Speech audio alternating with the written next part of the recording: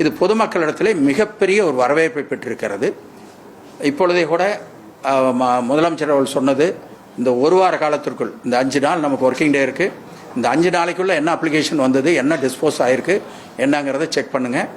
அதுக்கு பின்னாடி மாதம் நீங்கள் எவ்வளோ மனுக்கள் வந்தது, எவ்வளோ டிஸ்போஸ் ஆகிருக்கு, அதில் ஏதாவது ஆகாமல் இருந்தால், டிஸ்போஸ் ஆகாமல் இருந்தால் அது என்ன காரணம், அது அவங்க பக்கத்தில் ஏதாச்சும் தவறு இருக்கிறதா என்ன என்பதை பார்த்து அவர்களை கைடு பண்ணணும். நீங்கள் எங்களுக்கு சரியாக அப்ளிகேஷன் கொடுக்கல அப்படின்னு சொல்லிட்டு இருக்கக்கூடாது.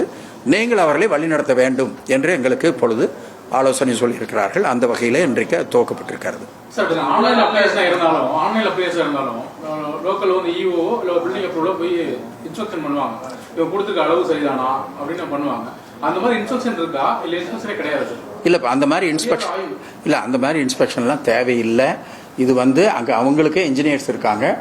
அவங்கள நாங்கள் ஒரு வேண்டுகோளாக அவர்களுக்கு நாங்கள் சொல்லுவது, இந்த கட்டிடம் கட்டக்கூடியவர்களை நல்ல வழியிலே நீங்கள் கொண்டு போக வேண்டும். நாளைக்கு எதுவும் அவங்களுக்கு பிரச்சனை வரக்கூடாது. ஏன்னா இதெல்லாம் ஏற்கனவே இப்படி பல கட்டிடங்கள் தவறாக கட்டப்பட்டு இன்னைக்கு அவங்க சிரமப்பட்டுக்கிட்டு இருக்காங்க. இது நீதிமன்றத்துடைய பல உத்தரவுகள், உச்சநீதிமன்றத்துடைய உத்தரவுகள் இதெல்லாம் இருக்கிறதுனால பல பிரச்சனைகள் இருக்கிறது. எனவே நாங்கள் ஏற்கனவே இன்ஜினியர்ஸ் அசோசியேஷனோட பேசியிருக்கோம், ஆர்கிடெக்ட் அவங்களோட பேசியிருக்கோம்.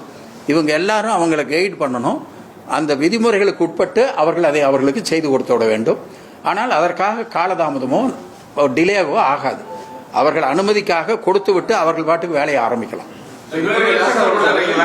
அந்த அதிகாரிகளுக்கு நீங்க ஆணையர் ஆகட்டும், இஓ ஆகட்டும், அவங்களுக்கு உடனடியாக பண்ணணும்னு இதெல்லாம் ஆன்லைனில் அவங்க போட்டாங்கன்னா ஆட்டோமேட்டிக்காக நடக்கிற விஷயம். நாங்கள் இப்போ என்ன சொல்கிறோன்னா, அந்த கட்டிடம் கட்டக்கூடிய அந்த பயனாளி இதுக்காக வெயிட் பண்ண வேண்டாம், நீங்கள் பாட்டு வேலையை ஆரம்பிங்க சொல்கிறோம்.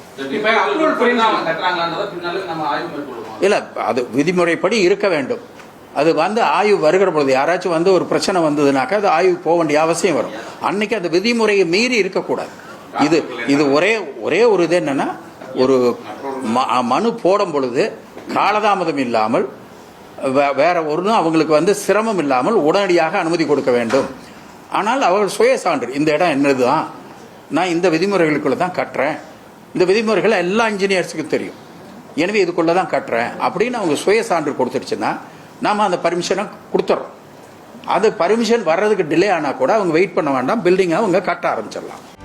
செய்திகளை உடனுக்குடனும் துல்லியமாகவும் தெரிந்து கொள்ள சப்ஸ்கிரைப் பண்ணுங்க.